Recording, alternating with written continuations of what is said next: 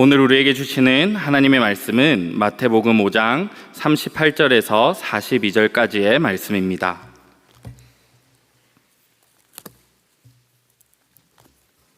제가 보는 성경으로 신약 7면에 있습니다. 마태복음 5장 38절에서 42절까지의 말씀입니다.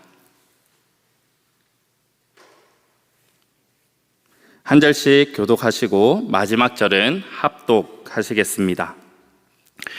또 눈은 눈으로 이는 이로 갚으라 하였다는 것을 너희가 들었으나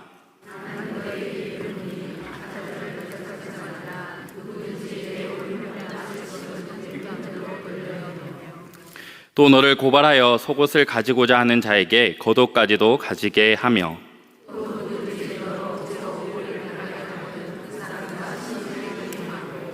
같이 읽겠습니다.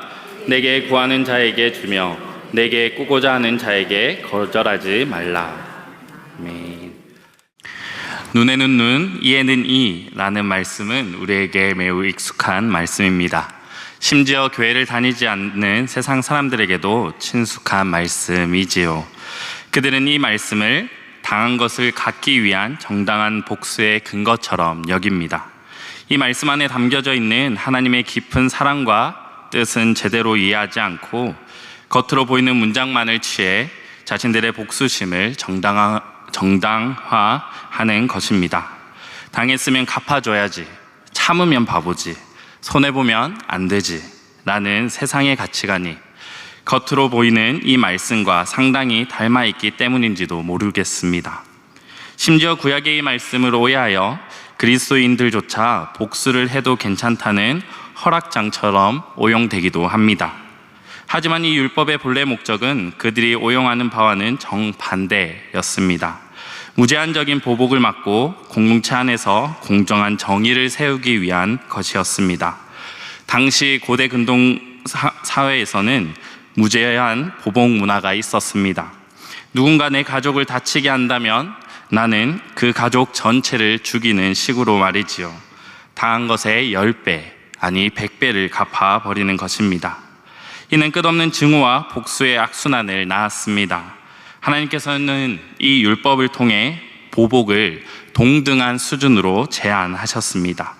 즉, 눈에는 눈, 이에는 이라는 말씀은 복수를 합리화하거나 정당화하려는 것이 아니라 복수의 범위를 제한하고 정의를 세우려는 법적 장치인 것입니다. 그리고 재판을 통한 공적인 정의를 세우려는 하나님의 뜻이었습니다.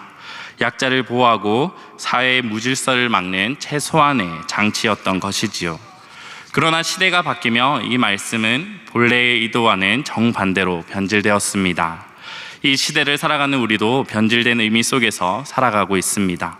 불의와 배신을 당한 주인공이 통쾌하게 복수하는 사이다 같은 드라마나 영화, 또 뿐만 아니라 남녀노소 상관없이 접하는 웹툰 등에서도 이러한 소재가 항상 사용되고 다른 주제들보다 특히 더 열광하며 큰 인기를 얻는 것을 우리는 볼 수 있습니다.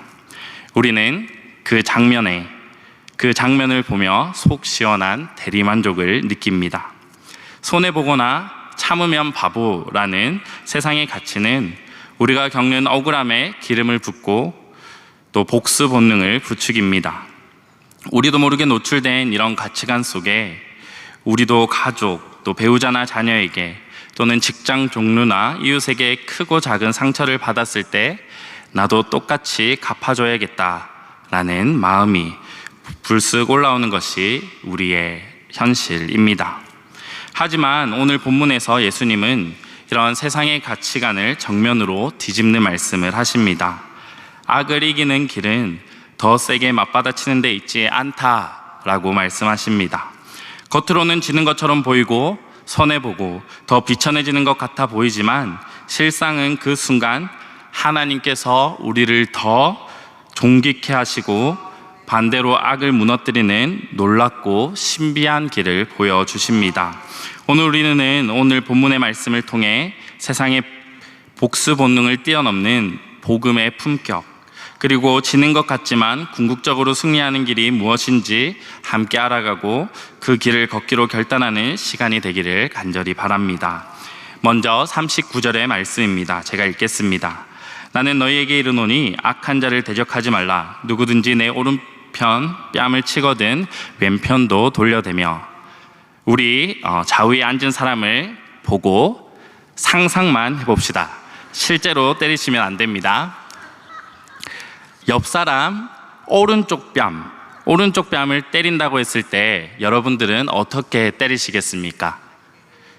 오른손잡이가 상대방의 오른뺨을 때리려고 한다면 손등으로, 때리는 사람 기준으로 왼쪽에서 오른쪽으로 손등으로 때려야 합니다. 1세기 당시 탈무드와 당시 유대 법률에 따르면 손등으로 뺨을 때리는 것은 주먹으로 때리는 것보다 2배나 무거운 벌금에 해당했습니다. 오른쪽 뺨을 손등으로 치는 행위는 너는 나보다 천하다, 낫다는 메시지를 담은 모욕의 제스처였습니다. 로마 제국 문화에서도 손등으로 뺨을 때리는 행위는 상급자가 하급자에게 건의와 신분 차이를 가시하는 행동이었습니다. 유대 문화나 로마 문화에서 이러한 행위는 상대방을 하찮게 여기고 업신여기는 모욕하는 행위인 것이지요. 이런 상황에서 오른쪽 뺨을 맞았을 때 누가 반대쪽 뺨을 돌려댈 수 있겠습니까?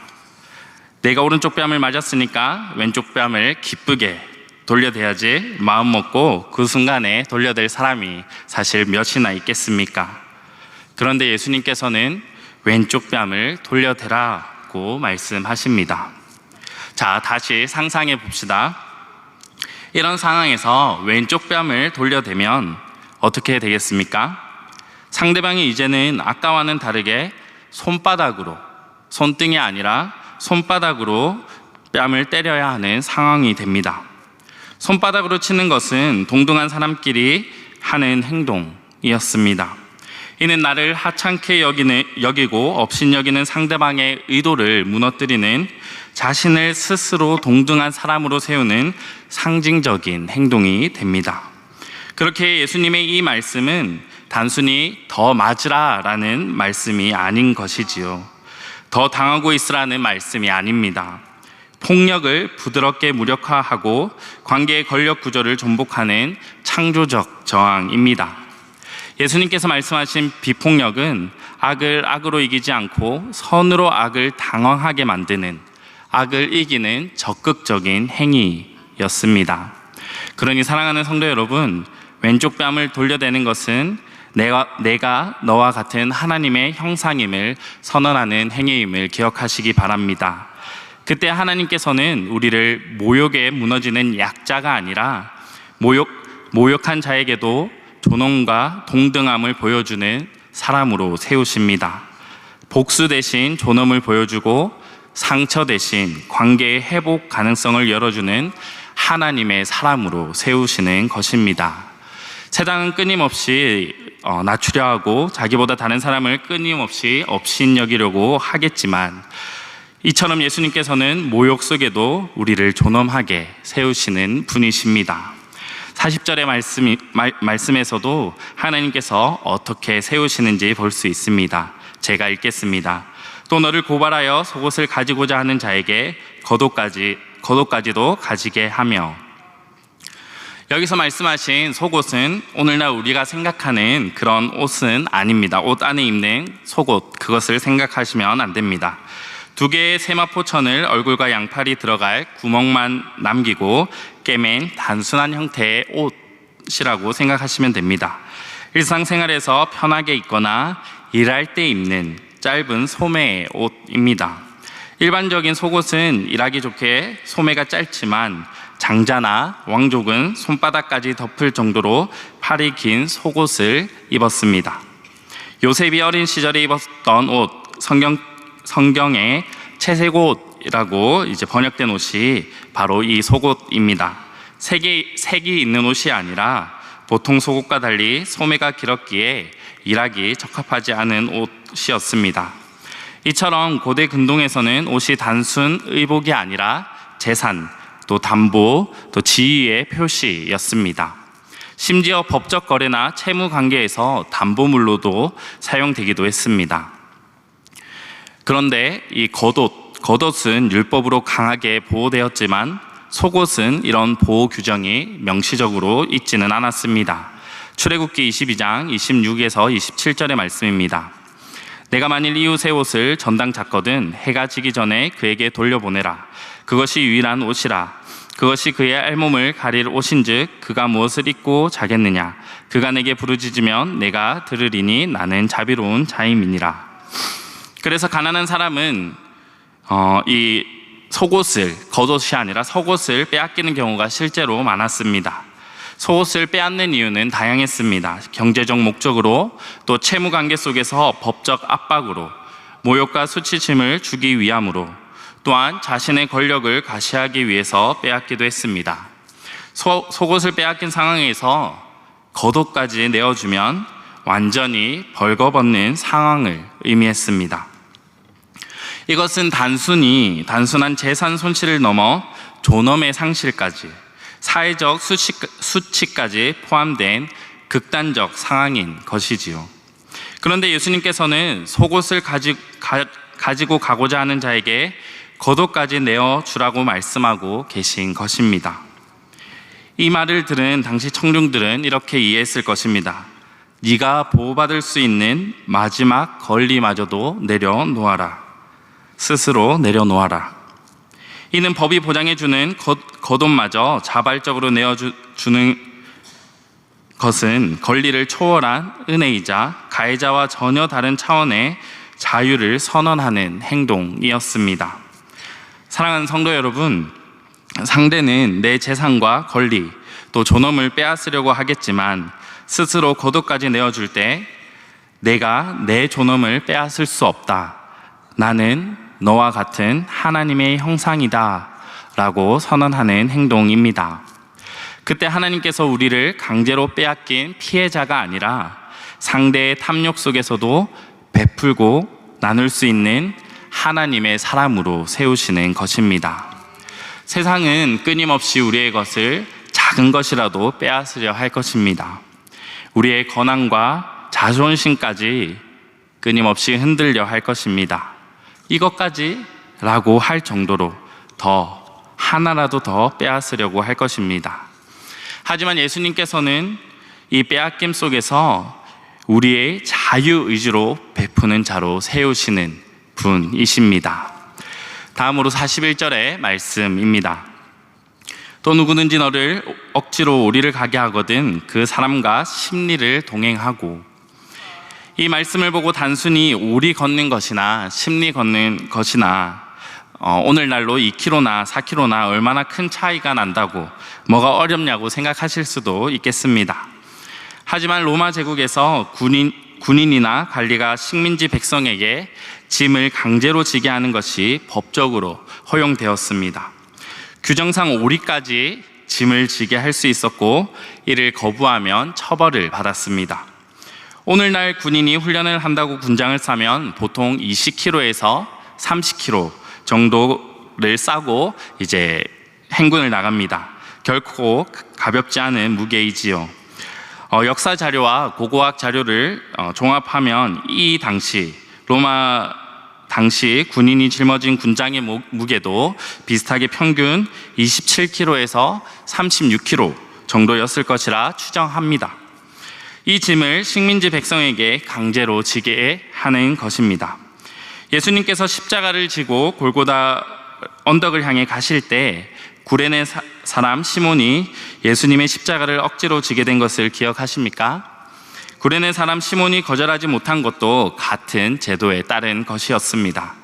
즉 단순히 걸음을 같이 하는 동행이 아니라 강제로 짐을 짊어져야 하는 걸음이었습니다. 그러면 이 거리가 2km도 어려운데 4km, 이 거리가 결코 쉽지만은 않은 거리임을 우리는 납득할 수 있습니다. 이와 같은 제도로 걷는 이 길은 무거운 짐과 또 굴욕을 짊어진 식민지인이 당하는 강한 모욕감과 억울함을 보여주는 것이었습니다. 그런데 예수님께서는 이렇게 말씀하십니다. 그 사람과 심리를 동행하라. 억지로 우리는 로마의 힘에 굴복하는 피해자의 자리였지만 자발적으로 심리를 더 가는 것은 압제와 이런 억압에 굴복하지 않고 사랑으로 섬기는 주체의 자리로 나아가는 것이었습니다. 상대는 여전히 한낱 짐꾼으로 여기겠지만 심리를 같이 걸음으로 그들의 억압에서 자유로운 사람이 되는 것입니다. 사랑하는 성도 여러분, 우리가 억울함과 모욕 속에서 심리를 더 걷는 희생을 선택할 때 네가 나의 신분을 결정할 수 없다. 나는 너와 같은 하나님의 형상이다 라고 선언하는 것입니다. 그때 하나님께서는 우리를 압제 속의 짐꾼이 아니라 억압을 초월해 자유와 사랑으로 섬기는 하나님의 사람으로 세우시는 것입니다. 세상은 끊임없이 우리를 자기 발 아래 두려 할 것입니다. 억지로 종처럼 부리려 할 것입니다. 업신여기려고도 할 것입니다. 하지만 예수님께서는 우리를 이러한 압제 속에서도 사랑으로 섬기는 하나님의 사람으로 세우시는 분이십니다. 마지막으로 42절의 말씀입니다. 제가 읽겠습니다. 내가 구하는 자에게 주며 내가 꾸고자 하는 자에게 거절하지 말라.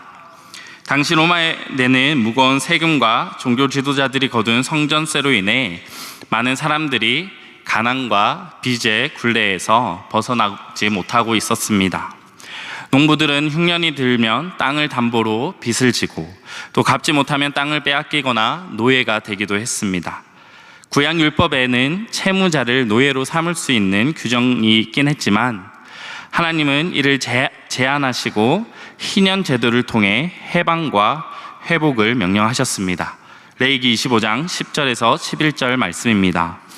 너희는 50년째 해를 거룩하게 하여 그 땅에 있는 모든 주민을 위하여 자유를 공포하라.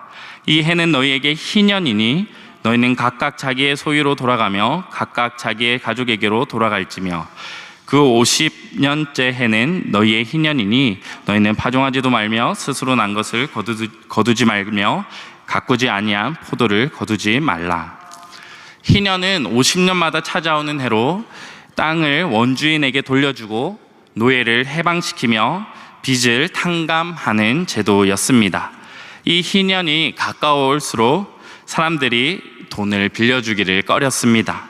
왜냐하면 희년이 가까워졌을 때 돈을 빌려주게 되면 아직 빚을 다 갚기 전에 희년이 오면 남은 빚이 자동으로 탕감되기 때문입니다. 그래서 거부하는 경우가 많았습니다. 예수님께서는 이러한 상황을 다 아시고 돈을 빌리는 자에게 거절하지 말라라고 말씀하시는 것입니다.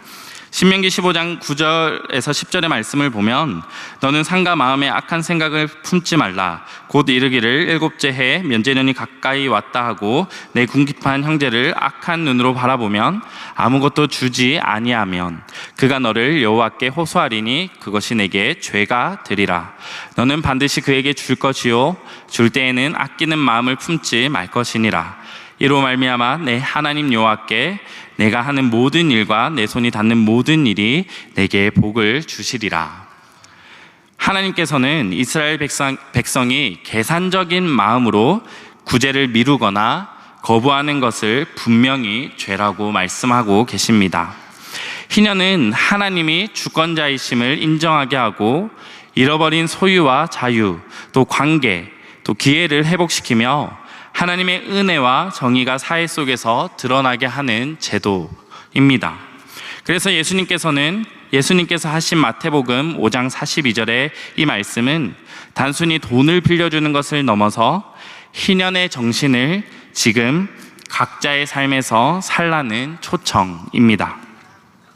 계산하지 않고 손해를 넘어 하나님의 공급을 믿고 나누는 것이지요. 사랑하는 성도 여러분, 우리가 구하는 자에게 주고 꾸려는 자를 거절하지 않을 때 내 인생의 공급자는 하나님이시다. 너 역시 하나님의 은혜를 누릴 하나님의 형상이다 라고 선언하는 행동입니다. 그때 하나님께서는 우리를 손해만 보는 어리석은 자가 아니라 희년의 은혜를 지금 이 자리에서 살아내는 하나님의 사람으로 세우시는 것입니다. 세상은 끊임없이 계산합니다. 나에게 이득이 되냐, 손해가 되냐. 손해를 보지 않으려고 내 것을 지키려고 나눔과 도움을 미루려 합니다. 조금이라도 손해가 될까 두려워하며 이익이 되지 않으면 관계마저 끊으려 하는 것이 현실입니다. 하지만 예수님께서는 우리를 하나님의 공급을 믿고 희년의 은혜를 흘려보내는 사람으로 세우시기를 원하십니다. 오늘 우리가 읽은 본문의 말씀은 우리에게 한 가지 강력한 진리를 가르칩니다. 져야만 승리한다. 세상의 방식이 아니라 하나님의 방식으로. 악한 자와 맞서지 않고 뺨을 돌려댈 때 우리는 모욕 속에서도 존귀한 하나님의 사람으로 서게 될 것입니다. 가진 것을 빼앗기는 순간 거독까지 내어줄 때 우리는 물질의 굴레에서 벗어나 자유를 누리고 영적 부유함을 누리는 하나님의 사람으로 서게 될 것입니다. 억지로 우리를 가는 것을 넘어 심리를 더 동행할 때 우리는 피해자에서 사랑을 베푸는, 자발적으로 사랑을 베푸는 하나님의 사람으로 서게 될 것입니다. 그리고 이 모든 지는 삶, 패배하는 삶은 내게 구하는 자에게 주고 내게 꾸려고 하는 자를 거절하지 않는 삶으로 완성됩니다.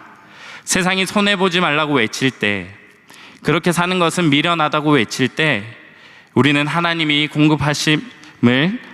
공급하심을 기꺼이 믿고 나누고 희년의 은혜를 지금 내가 서 있는 바로 이 자리에서 살아내며 하나님의 사람으로 서게 되는 것입니다. 예수님께서는 우리가 감히 생각하지도 못하는 방식으로 하나님의 사람으로 세우시는 분이십니다. 고린도전서 1장 18절 말씀입니다. 십자가의 도가 멸망하는 자들에게는 미련한 것이요 구원을 받는 우리에게는 하나님의 능력이라. 예수님께서 먼저 몸소 이 삶의 모범을 보이셨습니다. 세상의 눈에는 조롱과 실패, 처절한 패배로 보였던 십자가, 그곳에서 예수님은 모든 모욕과 굴욕을 당하셨고 가진 것을 다 빼앗기셨으며 세상의 모든 죄를 홀로 지셨습니다. 자기의 모든 것을 사랑 때문에 내어주셨습니다. 그러나 그 삶을 통해 예수님은 사망 권세를 이기시고 우리에게 영원한 생명을 주셨습니다. 그리고 최후 승리를 우리에게 약속하셨습니다. 이것이 바로 하나님의 능력입니다. 하나님의 능력은 세상과 맞서 싸우는 힘이 아니라 세상이 감당할 수 없는 사랑으로 지는 힘입니다. 세상의 논리를 무력화시키고 미련함 속에서 구원을 이루어내는 하나님의 능력이 되는 것입니다.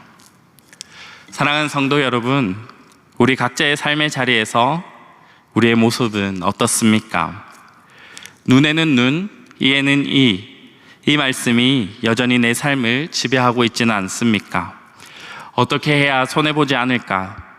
어떻게 해야 더 많이 이득을 얻을 수 있을까? 어떻게 해야 남보다 뒤처지지 않고 더 높은 자리에 설 수 있을까 고민하며 세상 사람들과 똑같은 모습으로 살아가고 있지는 않으십니까? 이 세상 속에서 살아가면서 나도 모르는 새에 물들어 하나님의 말씀에 따라 살아가고 있는 것이 아니라 세상이 말하는 가치와 논리를 추구하며 살아가고 있지는 않으십니까? 우리의 가정의 모습을 먼저 돌아봅시다. 배우자의 말 한마디, 또 행동 하나에 나도 똑같이 대갚아 주려는 마음이 올라오고, 또 자녀가 밖에서 혹 한 대 맞고 오거나 손해를 보고 오면 말씀을 지켰다고 정말 잘했다고 칭찬하는 것이 아니라 한 대 맞았으면 너도 한 대라도 때리고 와야지, 그래야 억울하지 않지 라고 하고 세상의 방식으로 가르치는 모습. 우리도 모르게 세상에서 살아남는 법, 손해보지 않는 법을 더 열심히 가르치고 정작 하나님의 말씀을 따라 사는 법을 가르치지 않고 있는 것이 우리의 현실이지 않습니까? 직장에서의 우리의 모습은 어떻습니까? 나보다 먼저 승진한 동료를 질투하고 누군가 내 자리를 위협할까 두려워 남을 끌어내리는 방식으로 경쟁하는, 세상이 말하는 성공과 성과라는 잣대에 매여 하나님 나라 백성답게 정직과 사랑을 지키지 못하는 모습, 또한 조금이라도 더 많이 벌려고 아등바등하며 다른 사람을 속이고, 또 이 정도는 괜찮지, 예전에도 이렇게 해왔고 다른 사람들도 다른 가게들도 이렇게 하는데 괜찮지 라며 합리화하는 모습, 그렇게 조금씩 타협하며 양심을 무디게 하다가 결국 세상과 다를 바 없는 모습으로 살아가고 있는 그 모습이 우리의 모습이진 않습니까? 교회에서의 모습은 어떻습니까? 성김보다는 인정받고 칭찬받기를 더 원하는, 교회에서조차 내가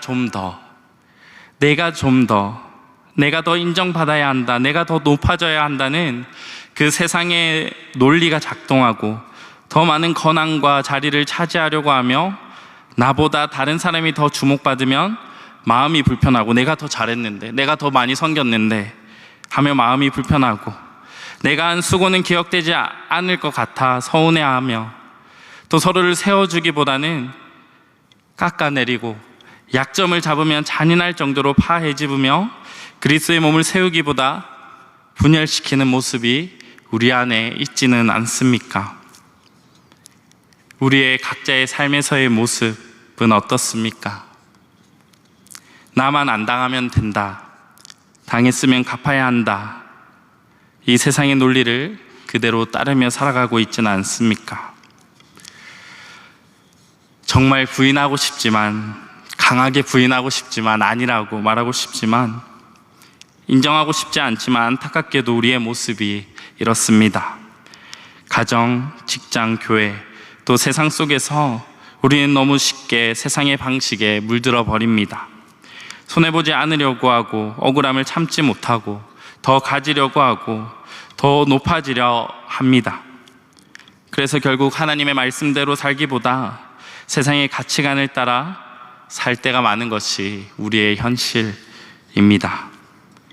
하지만 성도 여러분, 예수 그리스도를 따라 살겠다 고백하는 성도 여러분, 믿음으로 미련한 길을 걸어가고 계신 사랑하는 성도 여러분, 십자가의 도가 세상의 눈에는 미련해 보일지라도 우리에게는 그 길이 곧 하나님의 능력이 됩니다.